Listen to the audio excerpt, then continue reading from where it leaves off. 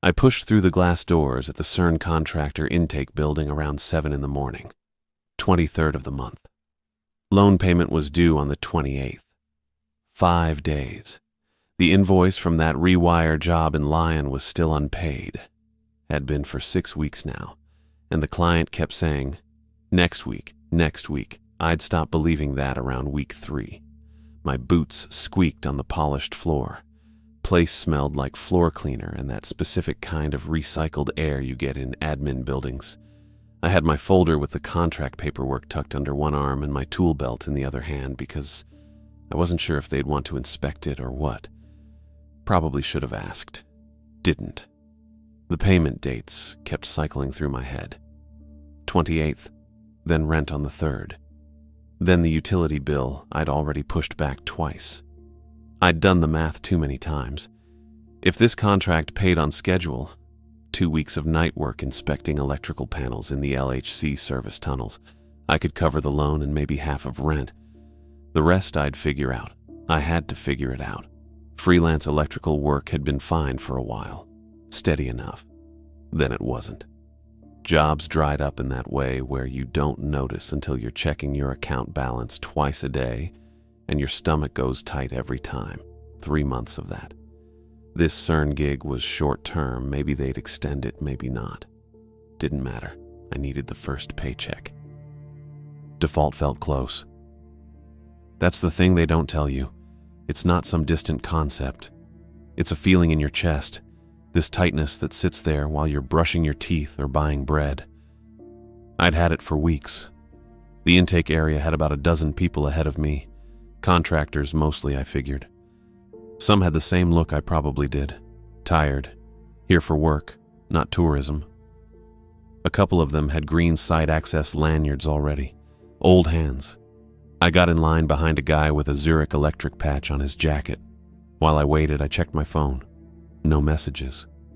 The Lyon client hadn't responded to my last email. Figured. I thought about my mother, Sage. She'd asked me last week if I'd heard back about the CERN job, and when I said yes, she'd gone quiet for a second. Then she said, "Your father worked there once, long time ago." That had stopped me. She didn't talk about my father much. He'd died when I was 2.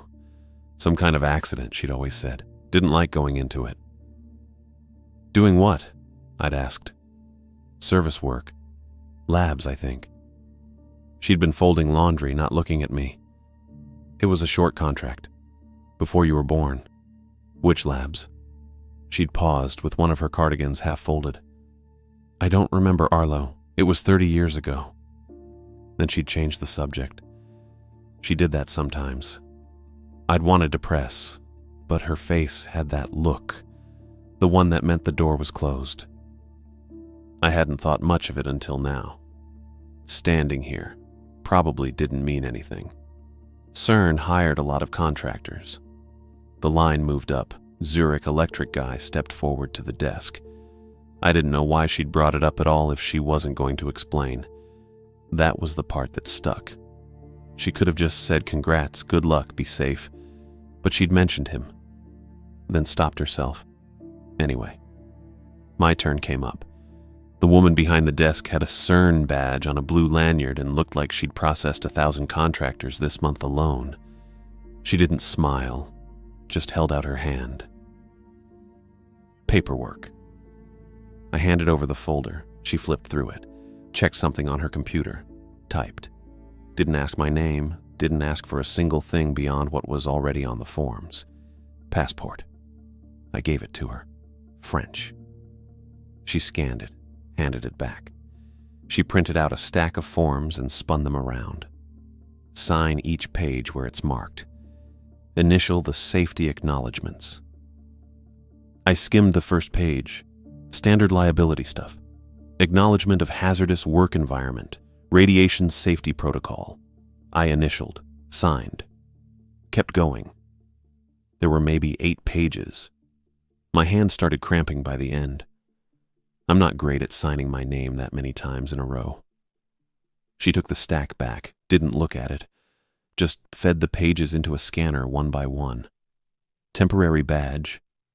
She slid a plastic card across the desk. It had my name, my photo from the application, and a red stripe along the top. Do not lose this. Do not let anyone else use it. If you lose it, there's a 200 franc replacement fee and a 48-hour reissue delay. Got it. Your escort will meet you in Zone B. She pointed past the desk to a hallway with blue floor markings. Follow the blue line. Wait in the glass room at the end. Thanks. She was already looking past me. Next. I clipped the badge to my jacket and followed the blue line. The hallway smelled like concrete and something metallic I couldn't place. Fluorescent lights overhead. My boots echoed. Zone B was a waiting area with glass walls and about 10 plastic chairs. 3 other people were already sitting there. I took a seat near the door and set my tool belt on the floor between my feet. Waited. Nobody talked. One guy was reading something on his phone. Another stared at the wall. That was fine. I didn't need conversation. About 10 minutes later, a man in a high-vis safety jacket came through the far door. Tall, maybe 6 feet. Sandy blonde hair, neat. He had a clipboard in one hand and a badge on a lanyard that said Tyler Johnson, safety engineer. Mercado, he said. Not a question. His accent was Swiss German, calm. Like he'd said my name 1,000 times and it didn't mean much. I stood up. That's me. Follow me. I grabbed my tool belt and followed him back through the door he'd come from. He moved at a steady pace. Not fast, not slow. Controlled. We passed through a security checkpoint. He scanned his badge. I scanned mine. A light turned green. And then we were in a stairwell heading down. You'll be working night shifts, he said without looking back. 2200 to 0600.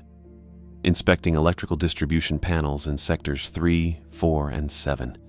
Maintenance flagged them for thermal irregularities. You'll document readings, tighten connections, replace any components outside tolerance. Understood. Your work area is restricted. No deviation from assigned routes, no photography, no personal devices below ground. I nodded, even though he wasn't looking. Got it. We reached the bottom of the stairwell and he pushed through a heavy steel door. The air changed, cooler, recycled. We were in a tunnel now. Concrete floor, concrete walls, conduit and cable trays running overhead, lights every few meters. It stretched out in both directions, longer than I could see. I liked it immediately. Strict routes, checklists, fixed tasks, no improvisation. Simple. Tyler kept walking. He pointed as we went. Emergency alcove, every 200 meters. Telephone inside connects directly to surface safety. I looked. Small recess in the wall. Red phone. Fire extinguisher. Ventilation markers. He gestured to a panel with green LEDs. If these go red, you stop work and exit immediately using the nearest stairwell. No exceptions. Understood. We turned left at an intersection. Another tunnel. Same setup. He kept talking. Magnet sector designations, access restrictions, beam status indicators. I listened. Took it in. This was the kind of work I could do. Follow the rules, check the boxes, go home. We passed under a sign that said Point 8, restricted access. And that's when I saw it. Off to the right, maybe 20 meters down a side passage. A door, steel, old, sealed tight. No signage, no markings. The tunnel around it was newer concrete, clean, but the door itself looked older, different. The stone around the frame didn't match the rest of the wall. I slowed. Tyler kept walking. I looked at the service map posted on the wall near the intersection. Detailed layout, color-coded sectors, emergency routes. The door wasn't on it. Tyler stopped, turned back. Something wrong? No. I kept my voice even, just checking the map. He waited.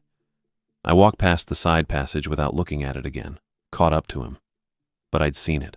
The handle, heavy, mechanical, the kind that locked from the outside. We kept moving. Tyler pointed out another ventilation marker, another alcove. I nodded along, listened, responded when he asked if I understood, but part of my head stayed back at that door, the one that wasn't supposed to be there, the one somebody had decided didn't need a label or a place on the map. That part bugged me a little. I kept walking. Tyler handed me a single sheet of paper at 21:58, 2 minutes before my shift actually started. I'd come down the same stairwell from the morning intake, through the same checkpoint, into the same concrete tunnel that smelled like recycled air and something metallic I couldn't quite place. Tyler was already waiting near the first alcove with his clipboard and the equipment cart that I figured was mine for the night. The cart had a metal frame, 2 shelves, wheels that needed oil, and a bunch of tools I'd packed earlier sitting exactly where I'd left them. He didn't say anything about the handbook. Didn't ask if I'd read the safety manual they'd emailed me 3 days ago. Just held out the paper. "This one matters more," he said. I took it. Single sheet, white, with a CERN asset number printed at the top in small gray text. The kind of number that probably linked to some database I'd never see. Below that, 5 lines. Just 5. I read them standing there under the fluorescent lights, with Tyler watching me and the tunnel stretching out behind him into darkness. Never touch the stone door handle. Keep walking if you hear your name. Hold your breath when the red lights blink twice. Don't record audio underground. Leave any missing tool you didn't lose exactly where it sits. That was it. No explanation. No context. Just 5 rules that didn't sound like safety protocol and didn't match anything in the official handbook I'd skimmed on the train. I read them twice. The second time didn't make them make more sense. "Questions?" Tyler asked. I looked up. His expression hadn't changed. Still calm, still bureaucratic, still holding his clipboard with both hands like it was part of his job description. I had about 12 questions, maybe more. But something in the way he'd handed me the paper, quick, matter of fact, 2 minutes before shift start, told me he wasn't going to answer them. "No," I said. "Good." I folded the paper once and shoved it into my pocket. It felt heavier than it should have. Probably just my imagination. Probably not. Tyler gestured toward the cart. "Sectors 3, 4, and 7. Panels are flagged in the system. Document readings, check connections, replace anything outside tolerance. You know the process." "I know it. Emergency alcoves every 200 meters. Red phone, fire extinguisher. You see a ventilation marker go red, you stop work and exit via nearest stairwell. No exceptions." "Understood." He checked his watch. Exactly 22 ala. "Start with Sector 3. Routes marked on your cart map. I'll be surface side if you need to call up." "Right." Tyler turned and walked back toward the stairwell without saying anything else. His footsteps echoed for a while, then faded, then stopped when the heavy door closed behind him. I was alone. I stood there for maybe 30 seconds, just breathing and looking at the tunnel. It extended in both directions, concrete and conduit and cable trays overhead. Lights every few meters making pools of brightness with shadows between them. The air was cool, not cold, but enough that I was glad I'd worn the heavier coveralls. The paper sat in my pocket like a stone. I pulled the cart map. Laminated sheet clipped to the top shelf, showing sectors 3 through 7 with colored lines and panel locations marked in red dots. Sector 3 started about 400 meters east, past 2 intersections and under the .8 access sign I'd seen that morning. Past the unmarked door. I checked my tool belt. Flashlight, multimeter, insulated screwdrivers, wire strippers, electrical tape, spare connectors. Everything I'd need. Everything I'd packed myself. I knew what was there. Then I started walking, pushing the cart ahead of me with both hands on the frame. The wheels squeaked a little.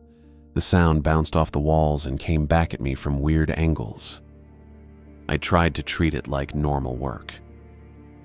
Sector 3 had 11 panels flagged for inspection. I found the first one at 2234, mounted on the wall inside a recessed alcove about chest height. Standard distribution panel, gray metal housing, CERN asset tag on the door, thermal scanner bracket attached to the side showing a reading of 48 degrees Celsius. That was higher than it should have been. Acceptable range was 35 to 42 for this model. I opened the panel door and checked the connections with my flashlight. Breaker in position 7 had discoloration around the terminal. Loose connection, probably arcing under load. I killed the breaker, tested it dead with my multimeter, then tightened the terminal screw 3/4 of a turn until it seated properly. The discoloration didn't go away, but the connection was solid now. I logged the reading, the fix, and the time in the inspection sheet clipped to my cart. Then I closed the panel and moved on. Panel 2 was clean. Panel 3 had a bad breaker that I swapped out. Panel 4 was clean. Panel 5 had another loose connection. I kept working, kept logging, kept my head down and my hands busy doing the kind of electrical work I'd done 100 times before, in buildings and substations and rewire jobs across Lyon. It felt almost normal, except for the rules sitting in my pocket. Except for the tunnel being empty and silent, except for my cartwheels and my breathing and the hum of ventilation fans somewhere distant. Except for the fact that I kept waiting for something to happen. Nothing did. I finished Sector 3 at Aura 147 and moved into Sector 4. More panels, more readings, more logging. My back started to ache from bending over the cart to write. My fingers were getting cold even with the work gloves. At 0213, I was between panels 9 and 10 in Sector 4 when the lights changed. The red lights, emergency status indicators mounted every 50 meters along the tunnel ceiling, blinked twice in sequence. I froze. The pattern ran down the line. Blink, blink, pause, then the next light. Blink, blink, pause. Moving away from me toward the east tunnel exit. I held my breath. Didn't think about it. Didn't hesitate. Just stopped breathing mid-inhale and stood there with both hands on my cart and my chest locked tight. The rule had said hold your breath when the red lights blink twice. It hadn't said why. It hadn't said how long. I counted in my head. 1, 2, 3. The blinking pattern continued down the tunnel line, disappearing into the distance where the lights became small dots. Then it stopped. 4, 5, 6. The normal lighting returned. White fluorescence overhead, green LEDs on the ventilation markers, no red at all. 7, 8. I let my breath out slowly through my nose and sucked in new air that tasted exactly the same as before. Nothing had changed. The tunnel looked identical. The cart was still in front of me. My tools were still arranged on the shelves exactly where I'd put them. Except, I looked down. There was a wrench sitting on the bottom shelf of my cart. Adjustable wrench, 10-inch, chrome finish with a rubber grip. Clean. No rust, no wear marks like it had just come out of packaging. I hadn't packed it. I knew I hadn't packed it because I'd brought my own wrenches, a set of 6 in a roll pouch clipped to the left side of my tool belt. And I'd checked them twice before leaving the surface. I didn't need a 10-inch adjustable for panel work. Didn't use them. Didn't like the way they slipped under torque. This one was just sitting there on the shelf between my spare wire nuts and my voltage tester. I stared at it. My first instinct was to pick it up. Check the weight. Check the manufacturer's stamp. See if it had any markings that would tell me where it came from. My second instinct was to throw it off the cart and keep walking. I did neither. The rule had said leave any missing tool you didn't lose exactly where it sits. This wasn't my tool. I hadn't lost it. Someone else had. Or something else had. Or it had appeared from nowhere for reasons I didn't understand and didn't want to think about at 0214 in an empty tunnel 200 meters underground. I left it where it sat. Didn't touch it. Didn't move it. Didn't acknowledge it except to make sure I knew exactly where it was so I wouldn't brush against it by accident. Then I kept going. Panel 10, panel 11, sector 4 complete. Move into sector 7, start the next sequence, check the readings, log the data, tighten the connections, replace the components outside tolerance. Normal work. Except for the wrench, sitting on my cart that I didn't pack and wouldn't touch. I finished the route at 0452, 11 panels in sector 3, 9 in sector 4, 14 in sector 7, 34 total, all inspected, all logged, all documented with readings and fixes and timestamps written in my handwriting on CERN inspection sheets. The wrench stayed on the bottom shelf the entire time. I pushed my cart back toward the stairwell access, past the emergency alcoves and the ventilation markers in the intersections I'd memorized from the map. My shoulders ached. My hands were stiff. My eyes felt dry from staring at panel interiors under flashlight beam for 6 hours. When I reached the access door, I stopped and looked back at the tunnel one more time. It looked exactly the same as when I'd started. Concrete, conduit, lights, shadows. Empty. The wrench sat on my cart shelf where it had appeared, right between the wire nuts and the voltage tester, exactly where I'd left it. I hadn't followed my instinct to fix the problem. I'd followed the rules instead. The tunnel had tested me, probably. Maybe. I didn't know. But I'd passed. I pushed the cart through the door and started climbing the stairs back to surface level, leaving the wrench exactly where it sat. After that shift, I treated the rules like energized conductors. Don't touch. Don't test. Don't second-guess the warning. I kept my eyes off the stone door at point 8. That was the main thing. Every route Tyler assigned me took me past that intersection at least twice per shift, sometimes 4 times if I had to double back for supplies or recheck a panel. The door sat there 20 meters down the side passage, sealed and unlabeled, not appearing on any map I'd seen. I didn't look at it. I walked faster through that stretch, pushed the cart with more momentum, kept my eyes on the conduit overhead or the ventilation markers or the cart map clipped to the handle. Anything but that passage. I figured if the rules said never touch the stone door handle, then looking at it too long probably wasn't smart either. The whole tunnel felt different after that first night. Not dangerous exactly, just aware. I'd worked in plenty of weird places before. Old factories with bad wiring and asbestos dust. Condemned buildings where the floor gave warnings before it gave out. This wasn't that. The tunnel was clean, maintained, professionally monitored. But it had rules that didn't make sense unless you stopped trying to make them make sense. So I did. The wrench stayed on my cart for 3 more shifts. I never touched it, never moved it. On the 4th shift, it was gone. I didn't ask Tyler about it. He didn't mention it either. I finished my assigned sectors, logged my readings, tightened connections, swapped breakers. Standard work. The kind I'd done 100 times before in safer places that paid worse. My hands knew the rhythm. Kill the breaker, test it dead, make the fix, log the time. The loan payment was due in 2 days. I had the money now. First time in 3 months, I wasn't calculating overdraft fees in my head. But I walked faster past point 8 every single time. The next night, around 3 in the morning, I heard my name. I was in Sector 4, finishing panel 19. Thermal reading was clean, but one of the terminals looked discolored, so I killed the breaker and checked the connection. Loose. I tightened it down, logged the fix, and was reaching for my multimeter when I heard it. Arlo. Just that. My name. Spoken low and clear from somewhere behind me down the tunnel. I didn't turn around. My hand stopped halfway to the multimeter.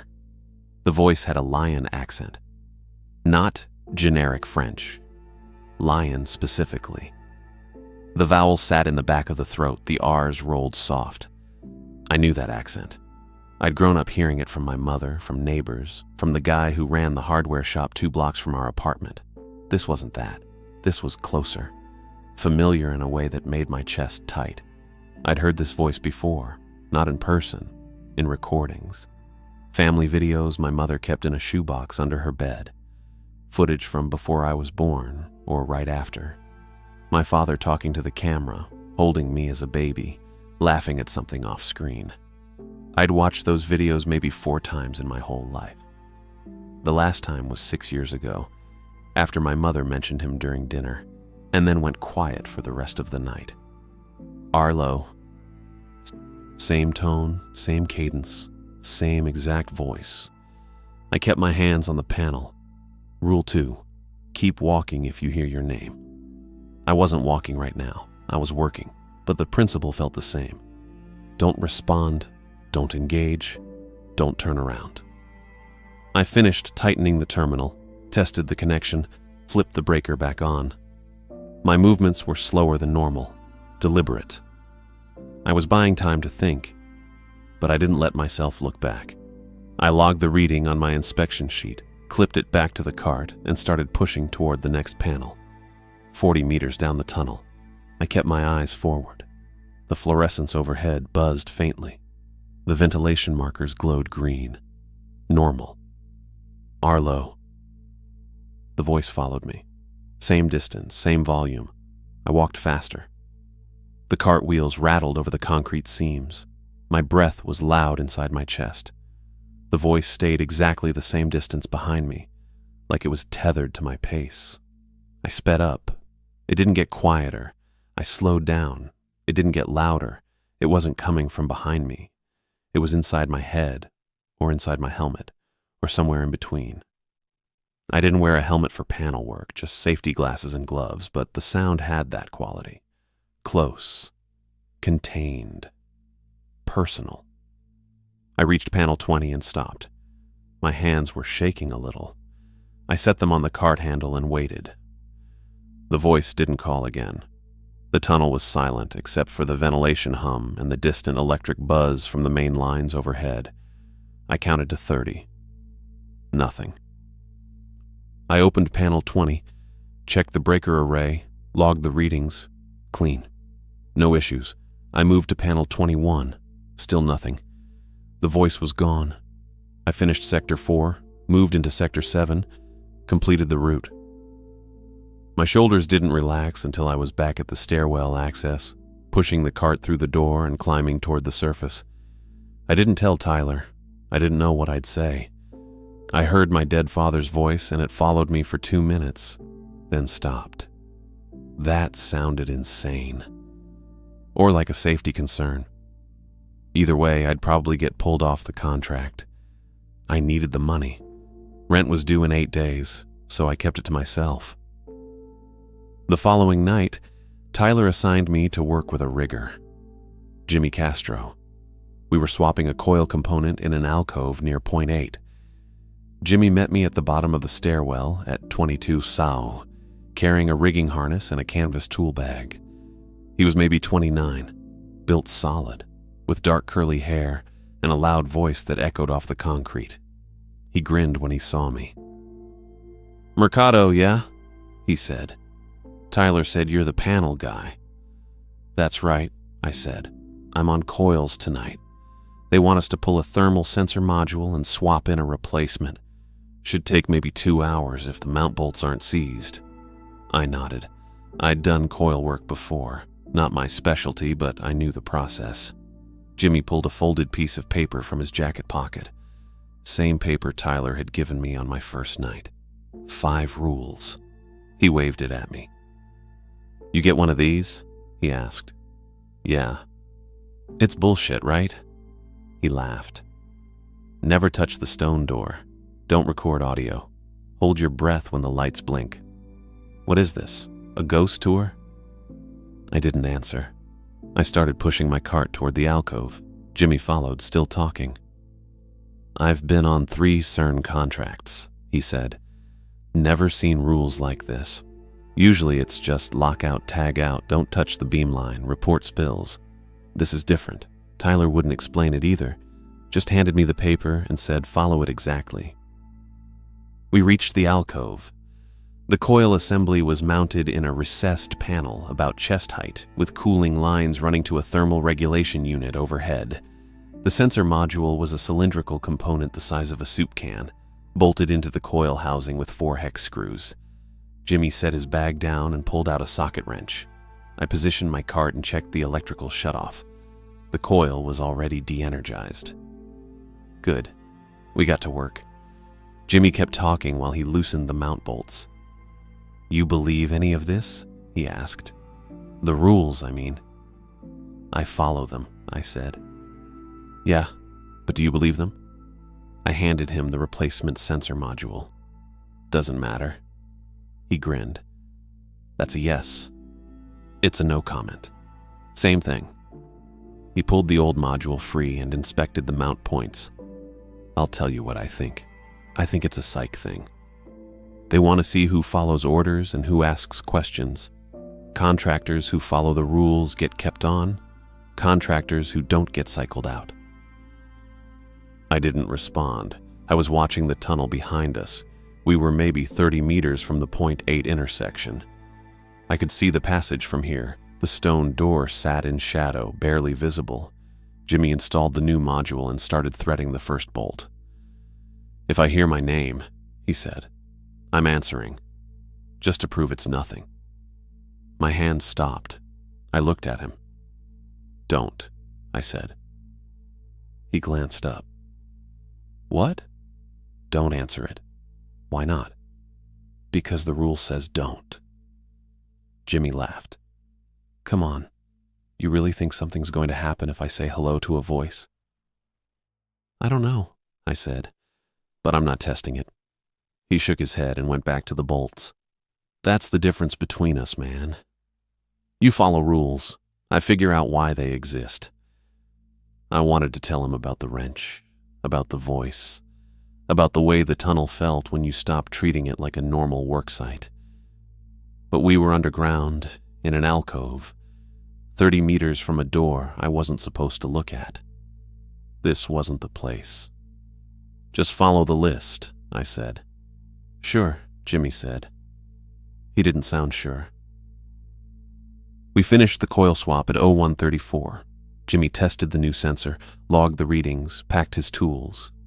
We walked back to the stairwell together.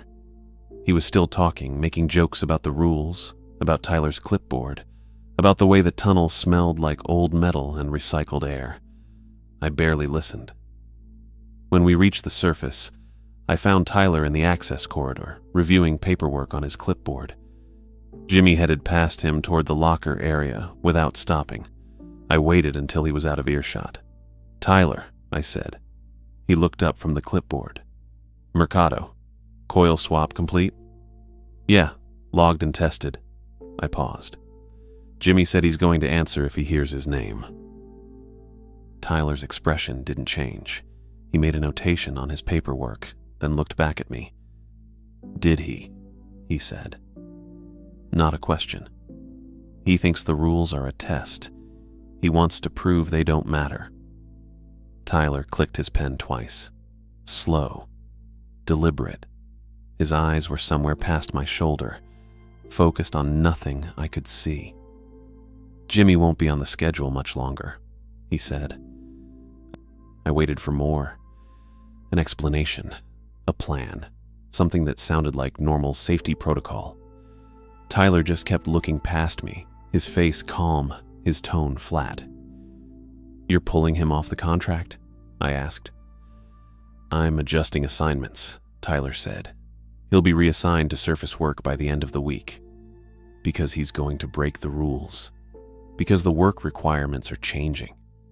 Tyler's eyes came back to me. "You don't need to manage this, Mercado. It's handled." "Handled how?" Tyler closed his clipboard. "The tunnel has its own way of sorting people. Contractors who follow procedure stay. Contractors who don't get moved to other projects. That's how it works." The way he said it made my stomach tight. Like Jimmy wasn't going to get reassigned by paperwork. Like something else was going to make the decision. "That's not a safety protocol," I said. "No," Tyler agreed. "It's not." He turned and walked toward the stairwell exit, leaving me standing in the corridor with my tool belt still on and my hands still smelling like electrical grease. I watched him go. His boots made even sounds on the concrete. Professional, controlled, completely detached from the fact that he'd just told me the tunnel would handle Jimmy Castro on its own. I stood there for another minute trying to figure out what I was supposed to do with that information. Report it to someone higher up. Warn Jimmy again. Refuse the next shift. But I had rent due in 6 days. And Tyler was right about one thing. This wasn't a safety issue I could manage normally. Tyler sent a message at 21:15 saying the beam was down for scheduled maintenance work and my shift would proceed as normal. I descended the stairwell at 21:52 with my tool belt already on and my temporary badge clipped to my jacket. The checkpoint scanner blinked green. The tunnel air hit me the same way it always did. Cool, recycled, smelling faintly of concrete and machine oil. The cart waited at the first alcove with my inspection sheets already clipped to the handle. I checked the contents. Flashlight, multimeter, insulated screwdrivers, wire strippers, electrical tape, spare connectors. Everything matched my usual setup. No wrench had appeared this time. I pulled the laminated map from the side pocket and confirmed my route. Sectors 3, 4, and 7 again. Standard panel work. I started pushing the cart east at exactly 22 and the tunnel felt different with the beam down. Quieter, probably. Or maybe just emptier in a way I couldn't name. The fluorescent lights overhead stayed white and steady. The ventilation markers blinked their normal green. My cart wheels echoed off concrete the same way they had for 2 weeks. But something about knowing the accelerator wasn't running made the whole space feel smaller. More like a basement. Less like the edge of something I didn't understand. I passed through Sector 3 without incident. Panel 1 had a thermal reading of 39 degrees, acceptable range. Panel 2 was clean. Panel 3 needed a terminal tightened. I logged each reading and kept moving. Sector 4 started at 2341. I worked through panels 6, 7, and 8. All routine.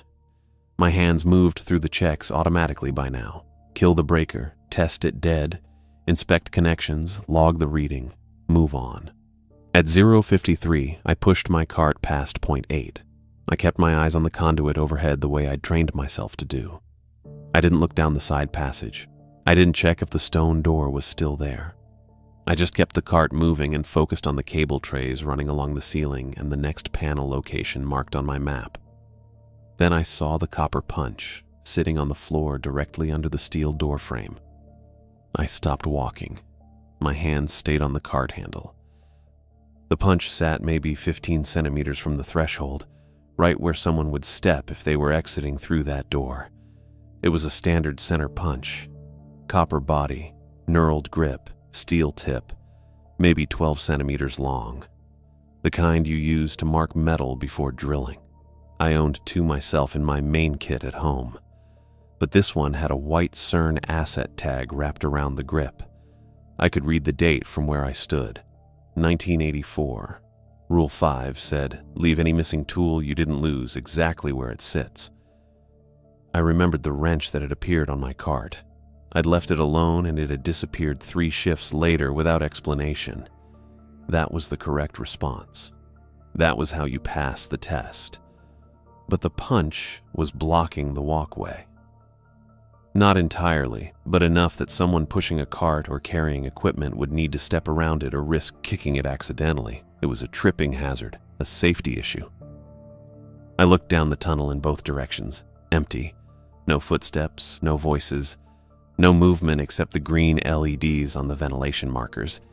I moved my right boot forward and nudged the punch with the steel toe, just enough to push it toward the wall and out of the center path. It rolled maybe 20 centimeters and stopped with the asset tag facing directly up toward the ceiling lights. The white tag had been filled out in blue ballpoint pen. CERN inventory number. Date issued 04/11/1984. Assigned location, point 8 service gallery. Below that, someone had written a second line in different handwriting. Thinner pen, recovered surface 1911-1984. 15 days later. I stared at the tag for maybe 5 seconds. Then I pulled my eyes away, gripped my cart handle and kept walking toward panel 9. My heart rate stayed elevated for the next 3 panels. I worked slower than usual. Panel 9 took me 11 minutes when it should have taken 6. Panel 10 was clean, but I rechecked every connection twice anyway. Panel 11 had a loose neutral that I tightened, logged, and moved past. At 01:47, I was positioned between panels 11 and 12, maybe 60 meters east of point 8, when the red emergency lights blinked twice. I held my breath immediately. The blink pattern started at the western end of the tunnel behind me and moved east in sequence. I counted the pulses. 1, 2.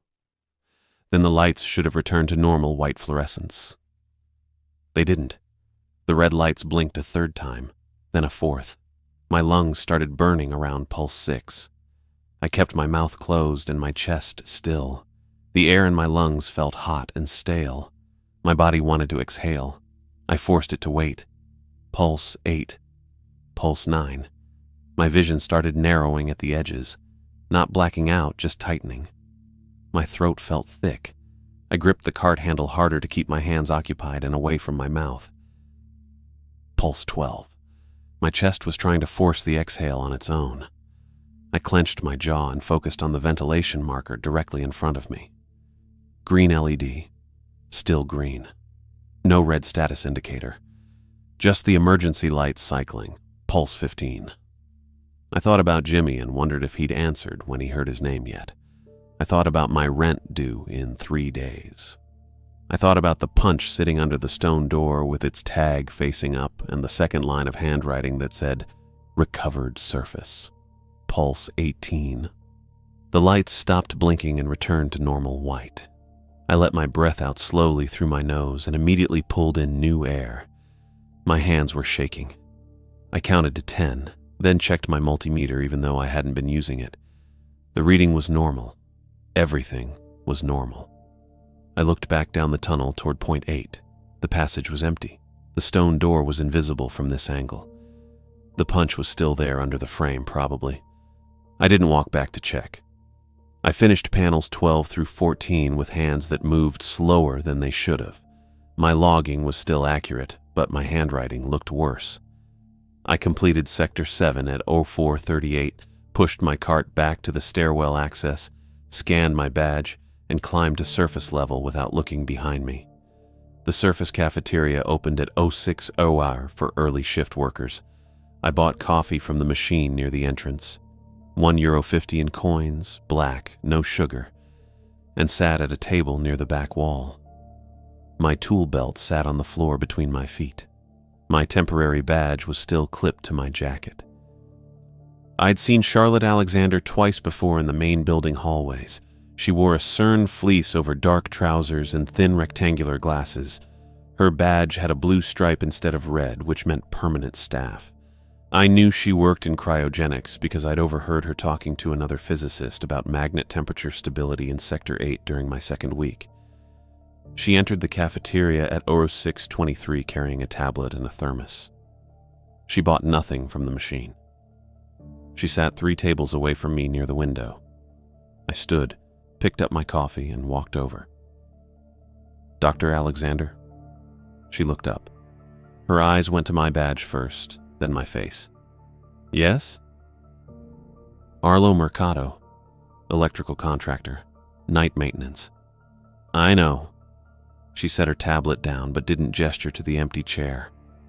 "Do you need something?" I sat anyway. "I have a question about point 8. Her expression didn't change, but her hands stopped moving. "Point 8 is a magnet junction. If you're having access issues, you need to speak with Tyler Johnson. Not about access, about the sealed gallery." She was quiet for 3 seconds. Then she said, "That's not part of active infrastructure." "I know. That's why I'm asking you instead of Tyler." She picked up her thermos but didn't open it. "What's your question?" "I found a tool near the door. Copper punch. CERN tag from 1984. It said recovered surface. What does that mean?" Charlotte looked past me toward the cafeteria entrance, then back. "You didn't touch it." I moved it. It was blocking the walkway. "How far?" "Maybe 20 centimeters. Toward the wall." She exhaled slowly through her nose. The maps were redrawn in 1985. The corridor behind that door used to be marked as Point 8 Service Gallery. It was sealed and removed from official documentation after an incident in November '84. I waited. She didn't continue. What kind of incident? Charlotte opened her thermos and poured something that smelled like tea into the cap. A night maintenance worker entered the gallery during a scheduled shutdown. He came back 14 hours later. Medical eval showed no physical injury. Psych eval showed acute auditory fixation. Meaning what? He said he could hear something in the walls. He couldn't stop listening to it. Couldn't focus on anything else. Couldn't sleep. She drank from the cap. Recordings never captured it. They ran full diagnostics. Acoustic sensors, electromagnetic interference, structural resonance, nothing. So they sealed it. They reclassified it, removed it from active infrastructure and updated the tunnel maps. The door was mechanically locked from the outside and the access codes were deleted. She set the cap down.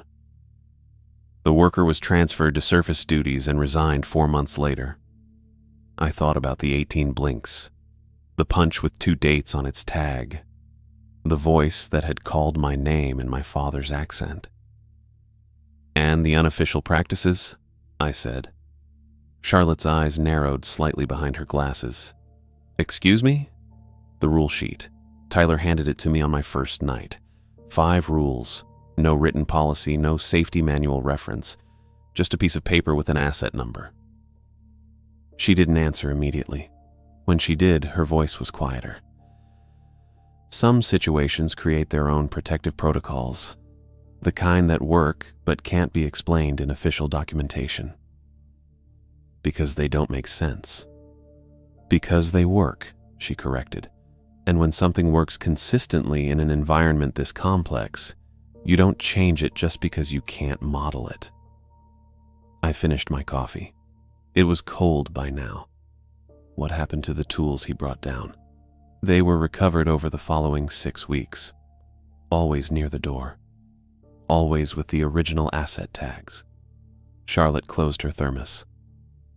You should follow the rules exactly as written, Monsieur Mercado. Don't improvise. Don't test them. They exist for a reason, even if the reason isn't documented. She stood, picked up her tablet and thermos, and walked toward the cafeteria exit without looking back. I sat alone at the table with my empty coffee cup and my tool belt on the floor, and the knowledge that the tunnel had rules older than the maps. I was standing at panel 14 in Sector 7 when Jimmy answered. I didn't hear the voice call him. Didn't know it happened until I felt it. Something went through my spine like a cable had snapped under tension and whipped straight through the center of my back. Not pain exactly. More like the shape of pain, the space it would take up if it arrived a second later. The lights didn't blink. They stretched. I'm not great at describing this part, but the fluorescent fixtures overhead started smearing along the ceiling like someone was dragging them east while they stayed bolted in place. The light itself pulled into streaks. I could still see the tunnel, the cart, my hands on the multimeter, but everything had this trail behind it, this visual echo that shouldn't exist in still air with no motion. My radio hissed. Jimmy's voice came through. Yeah, I'm here. Then it came through again. Same words. Same timing. But layered underneath the first transmission was another voice that matched my cadence exactly. My rhythm. The way I drop consonants at the end of questions when I'm tired.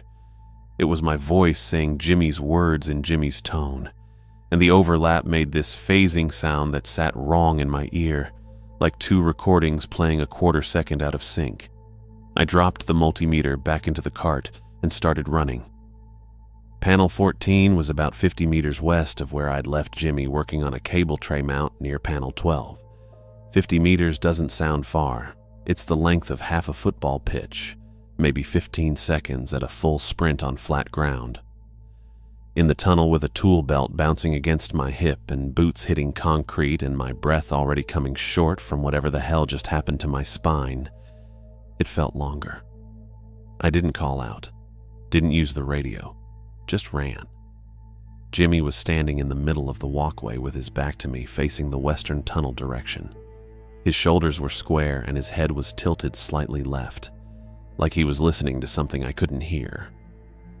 His hands hung loose at his sides. The cable tray he'd been working on was still open above him, tools scattered on the ground near his boots. I grabbed his harness with both hands and pulled. He didn't move at first, just stood there. Then his weight shifted backward, and I dragged him toward the eastern access ladder, the one marked on the cart map as secondary egress, approximately 40 meters ahead. His weight was wrong. I'm not a big guy, 5'11", 75 kilos, but I've pulled heavier loads on job sites, and Jimmy wasn't much bigger than me. Should have been able to move him steadily once I had momentum. Instead, his weight increased in jerks, like I was dragging him through water that kept thickening every few steps. Pull, move 2 meters, hit resistance. Pull harder, move another meter, hit more resistance. He wasn't fighting me, wasn't bracing his legs or pulling back. His boots dragged along the concrete and his body stayed limp in my grip, but something else was resisting. The red emergency light started blinking. 2 pulses, just 2. I held my breath on the first blink and shoved Jimmy's head down with my forearm across the back of his skull, forcing his face toward the ground so he couldn't turn west toward point 8. He was heavier than he should be, and my arm wasn't strong enough to hold him and pull him at the same time, so I wrapped my other arm under his chest and dragged him forward in this stumbling crouch while counting in my head. 1, 2. The lights stopped. Jimmy went completely limp. His full weight dropped into my arms and I nearly fell, catching myself with one knee on the concrete while his harness straps dug into my forearms. Then he sucked in this huge breath, louder than it needed to be, like he'd been underwater for 30 seconds and just broke the surface. He started breathing normally after that, fast, shallow breaths that evened out over maybe 10 seconds. I let go and stepped back. Jimmy stayed on his knees for a moment, then sat back on his heels and looked around the tunnel like he'd just woken up in a place he didn't recognize. His face was pale. Not shock pale, just drained. "What happened?" he said. I didn't answer right away. My hands were shaking and I still had that cable snap feeling in my spine. Duller now, but present. "You answered," I said. He blinked. "Answered what?" "You heard your name. You answered it." Jimmy looked down at his hands, turned them over, checked his palms. "I don't remember that." "You said, 'Yeah, I'm here.'" He shook his head slowly. "I was working on the tray. Then I was here." I believed him. That's the thing that bugged me most. He wasn't lying or pretending. There was just this blank gap in his memory where the last 2 minutes should have been. I helped him stand. His weight was normal again. He picked up his tools without talking and we walked to the eastern access ladder together, climbed to surface level, and went to the locker room in silence. Tyler was waiting in the locker room when we came up, not near the lockers or the benches, just standing in the center of the room with his clipboard under one arm and his badge lanyard hanging loose over his high-vis jacket. He looked at Jimmy first, then at me. "Sit down," Tyler said. Jimmy sat on the bench near his locker. I stayed standing. Tyler walked over to the water dispenser in the corner, filled a paper cup, brought it back to Jimmy. Jimmy took it, but didn't drink. "You just watched a correction," Tyler said. He wasn't talking to Jimmy. He was talking to me. I waited. "The rules aren't superstition," Tyler continued. "They're not psychological screening or compliance tests. They're operational limits. When someone crosses one, the tunnel corrects it." "Corrects how?" I said. Tyler glanced at Jimmy, who was staring into the water cup. "Depends on how far the violation goes. Sometimes it's a gap. Memory loss, a few minutes erased. Sometimes it's worse." "What's worse?" "People who don't come back the same. Auditory fixation like the 1984 case. Spatial disorientation. One contractor in 1997 couldn't stop walking in circles for 3 days. Tyler shifted his weight. Jimmy got lucky. You pulled him out before it finished. Jimmy looked up. Before what finished? Tyler didn't answer him. He kept looking at me.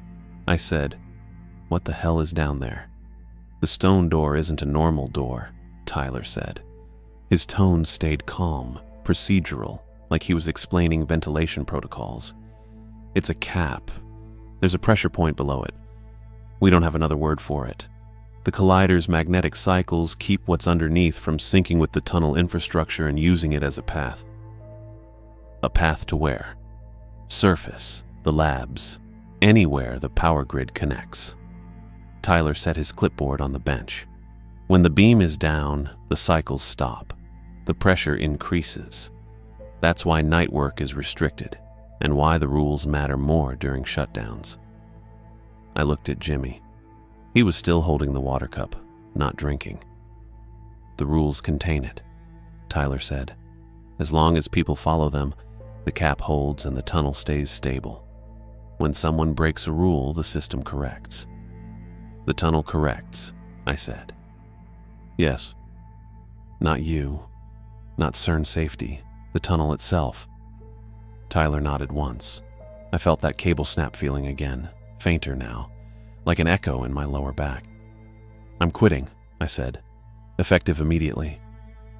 Tyler picked up his clipboard. "You were hired fast. Minimal screening, short interview, contract approved in under a week. You wondered why." I had wondered. I didn't say anything. "Your father was on the night crew that wrote the first rules after the 1984 incident," Tyler said. "He was part of the team that documented what happened when the original service gallery was sealed.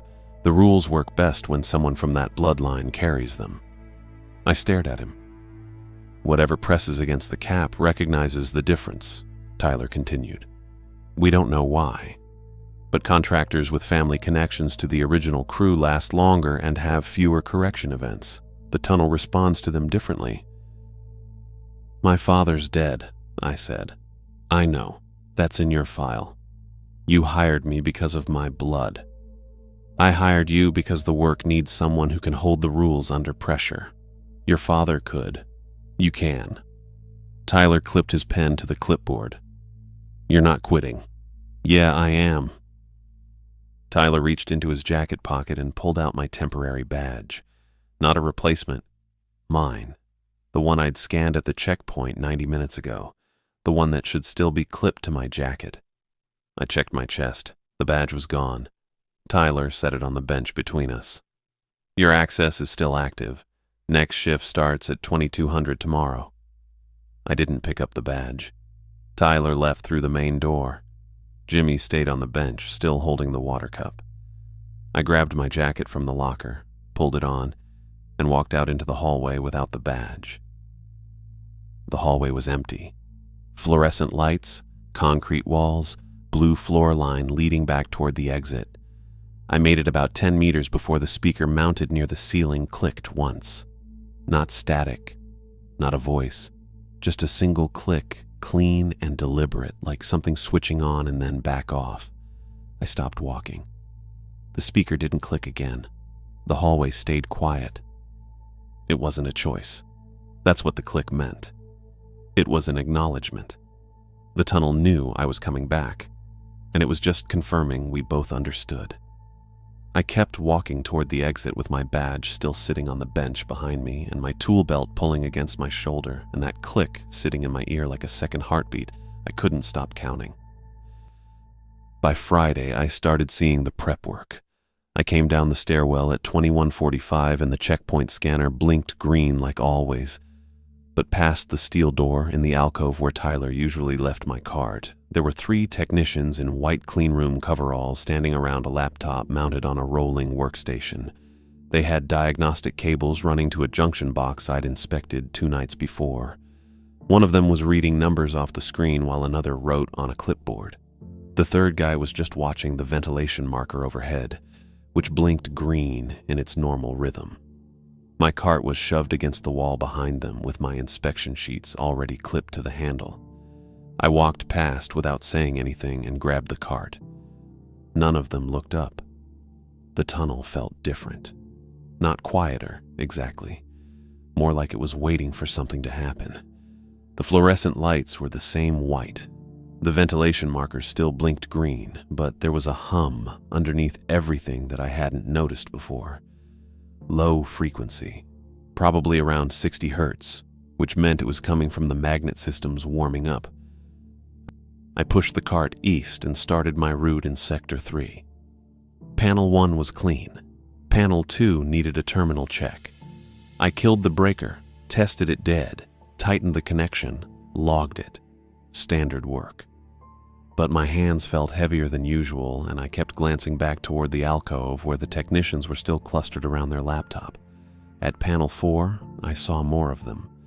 2 guys in blue CERN jumpsuits were mounting what looked like a thermal sensor array to the wall near an emergency alcove.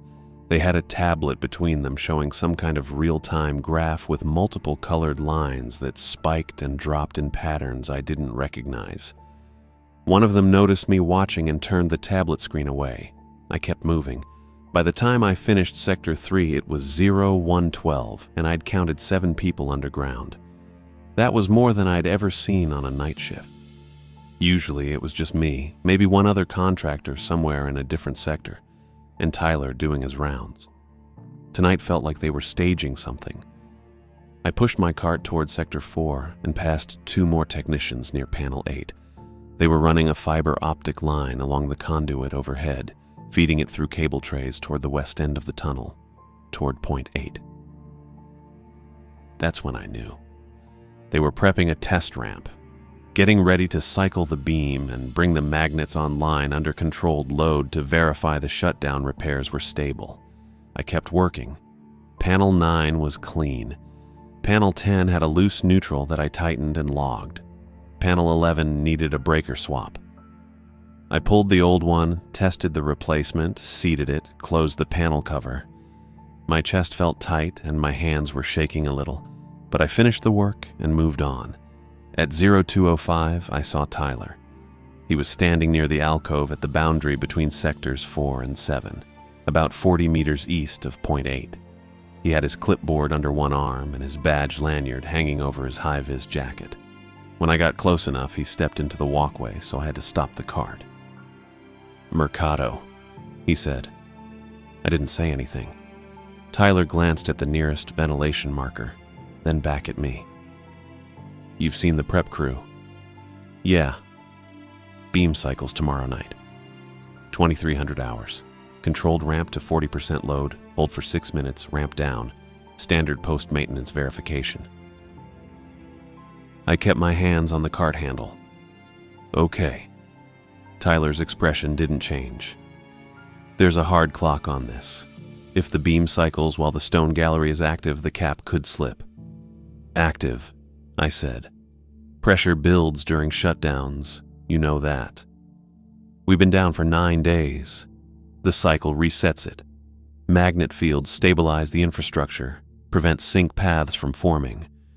But if something underneath is already pushing when we ramp up, the transition could create a gap."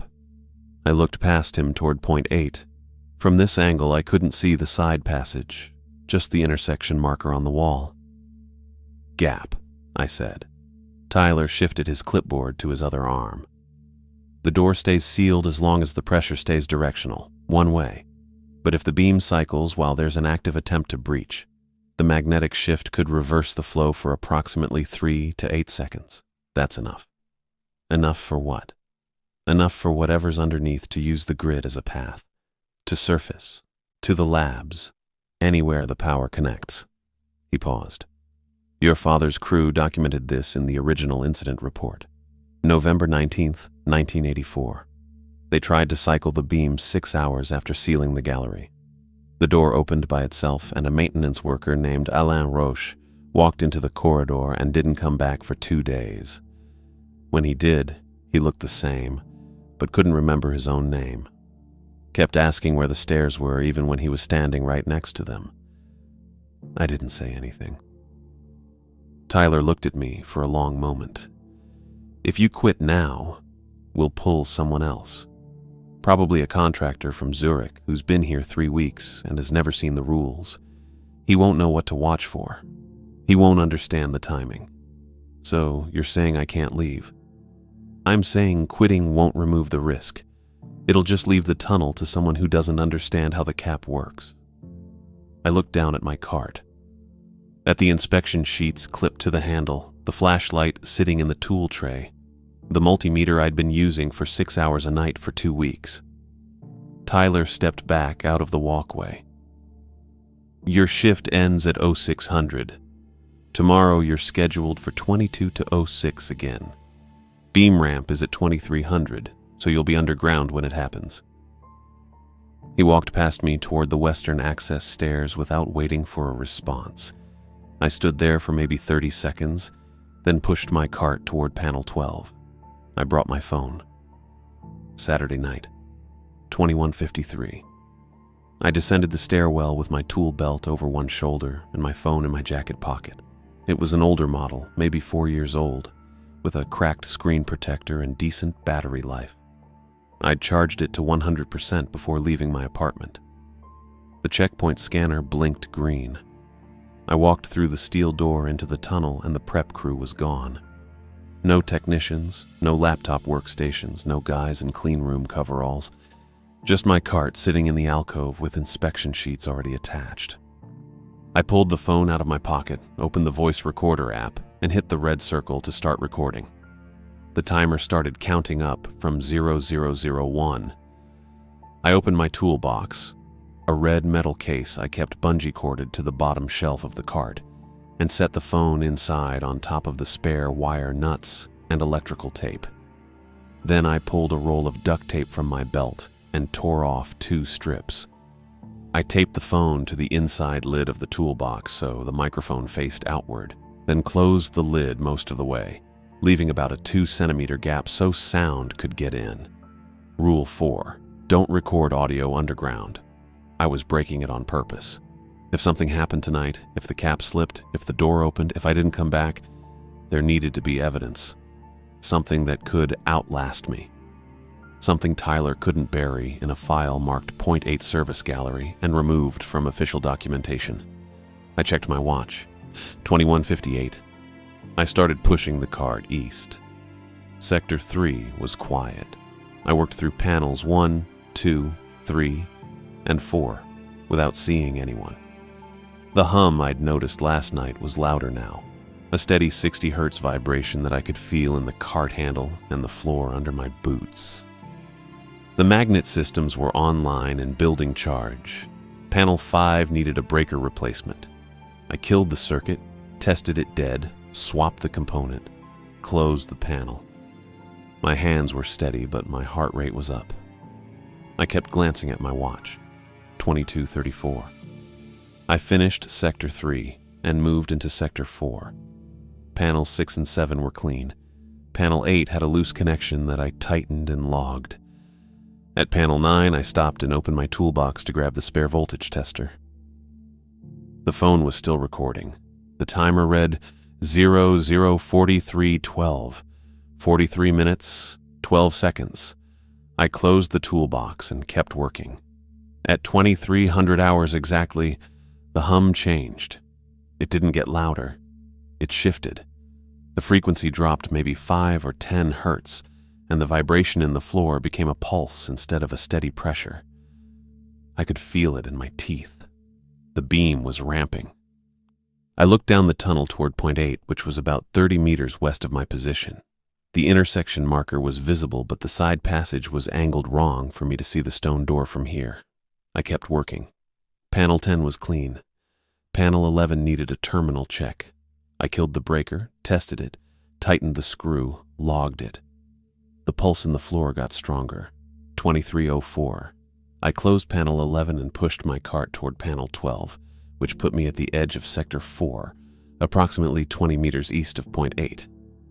At 2313, the red lights blinked twice. I held my breath. The blink pattern started at the western end and moved east in sequence, passing over my position in 2 pulses. I kept my mouth closed and my chest still, counting in my head. 1, 2. The lights stopped blinking and returned to white. I exhaled slowly through my nose. Then I heard it. From inside the toolbox, muffled by the metal lid and duct tape. A voice. My father's voice. Same lion accent. Same tone I'd heard in the family videos my mother kept in a box under her bed. But this time it wasn't calling my name. It was reciting the rules. "Keep walking if you hear your name," the voice said. "Don't record audio underground. Never touch the stone door handle. Hold your breath when red lights blink twice. Leave any missing tool you didn't lose exactly where it sits. Wrong order." The rules on Tyler's paper went, never touch the handle, keep walking, hold your breath, don't record audio, leave the tool.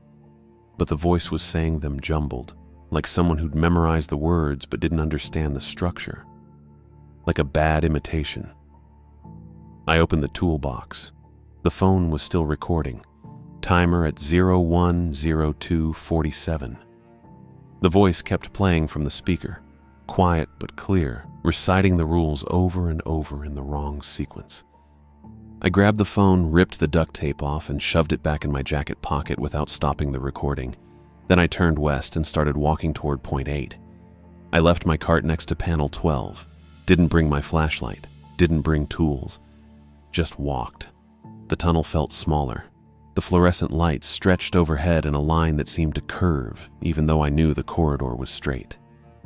The 60 hertz pulse was stronger now, coming up through the concrete in waves that made my boots vibrate with each step.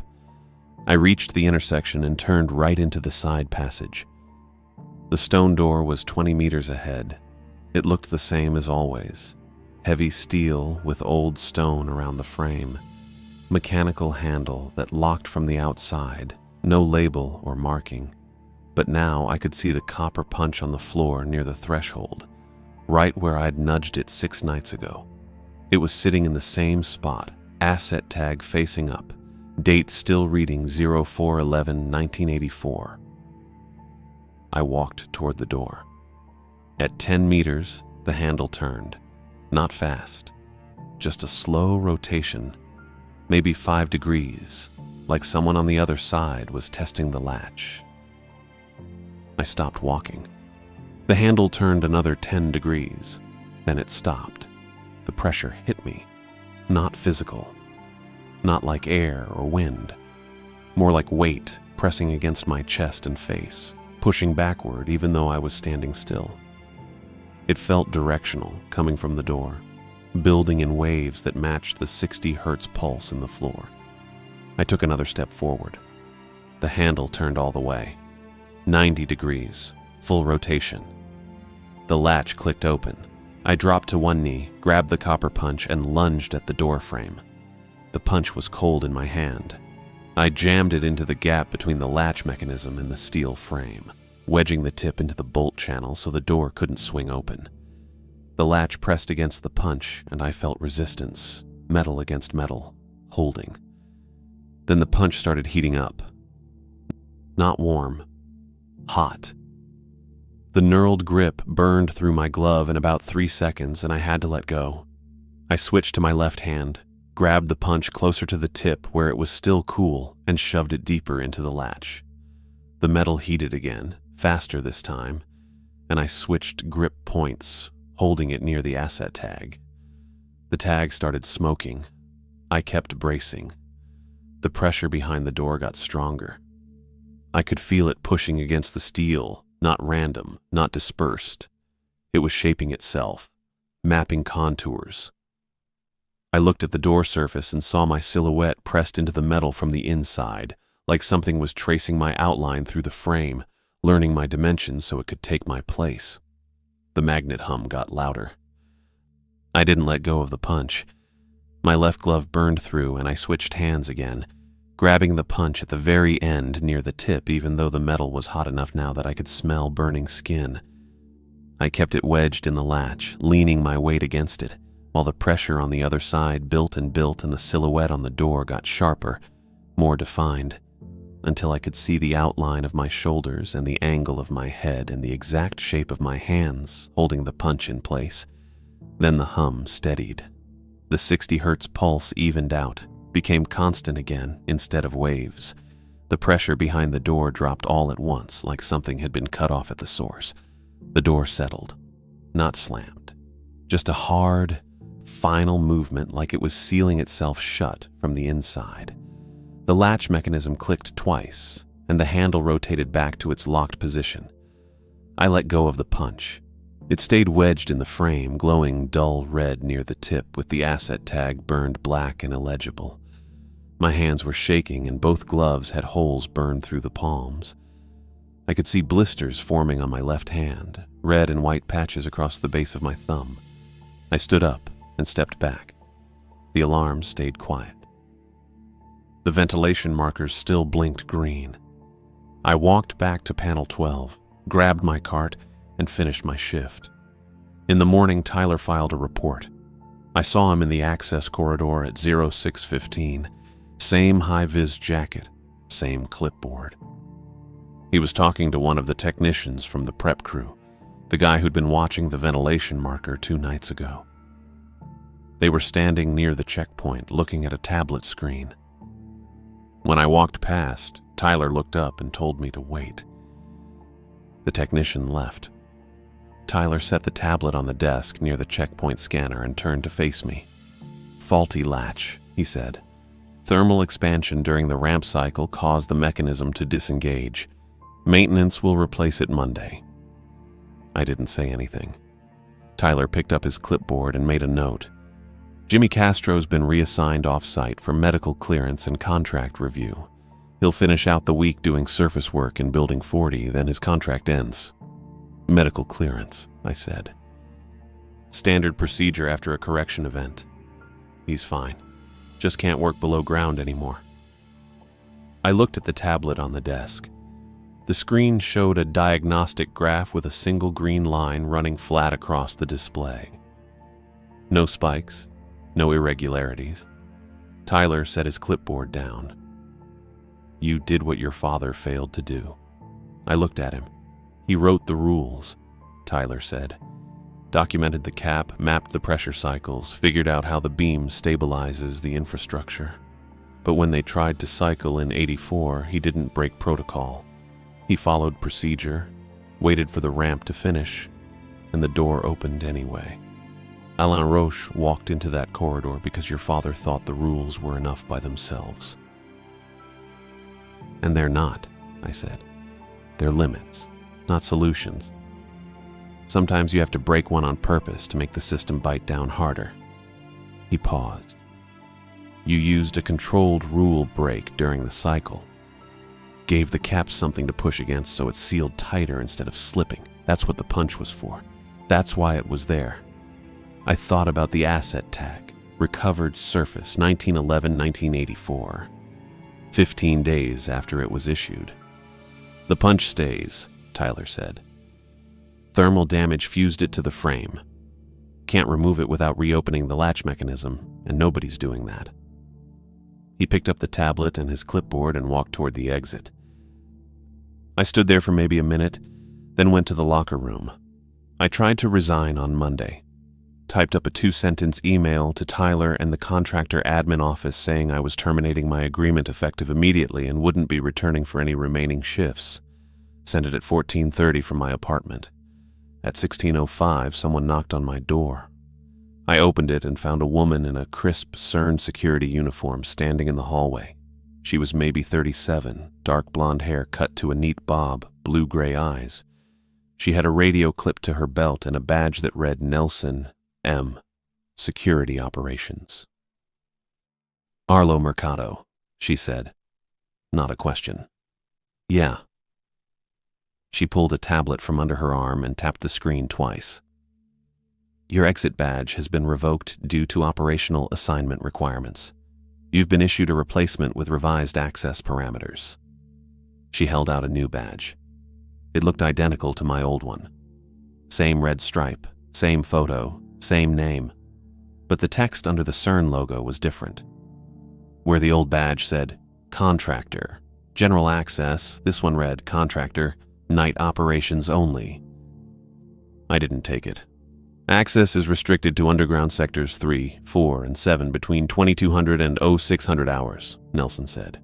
Surface access limited to locker rooms, cafeteria, and designated contractor corridors. Exit authorization requires shift supervisor approval. I resigned, I said. Your termination request was declined per operational necessity clause in your contract. Section 12, subsection 4. Night operations require continuous coverage, and replacement contractor availability is insufficient to meet current demand. She set the badge on the small table next to my door, then pulled a second sheet of paper from the tablet case and placed it next to the badge. Acknowledgement of revised access terms, she said.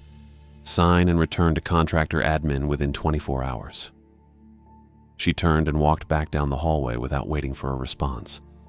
I stood in the doorway and looked at the new badge sitting on the table, nights only. I picked up the paper and read Section 12, subsection 4. It said CERN retained the right to extend or modify contractor assignments when operational requirements could not be met through standard staffing procedures, and that refusal to comply constituted breach of contract with financial penalties up to 15,000 francs. I didn't have 15,000 francs. I signed the paper. Tuesday night I went back underground. 2156. Descended the stairwell, scanned my new badge at the checkpoint. The scanner blinked green and I walked through the steel door into the tunnel. My cart was waiting in the alcove. Inspection sheets already clipped to the handle. Toolbox bungee corded to the bottom shelf. I checked my jacket pocket. The 5 rule sheet was still there, folded in half, edges worn from 2 weeks of handling. Never touch the stone door handle. Keep walking if you hear your name. Hold your breath when red lights blink twice. Don't record audio underground. Leave any missing tool you didn't lose exactly where it sits. I started pushing the cart east. At 22:30, I passed point 8. The side passage was dark and I didn't look down it, but I knew the copper punch was still there, fused to the frame, glowing dull red in my memory, even though it had cooled days ago. I kept walking. Panel 1 was in Sector 3, 40 meters ahead. I had 8 hours of work and a route I knew by heart. The tunnel hummed steady at 60 hertz. I got to Panel 1, opened the cover, and started my shift.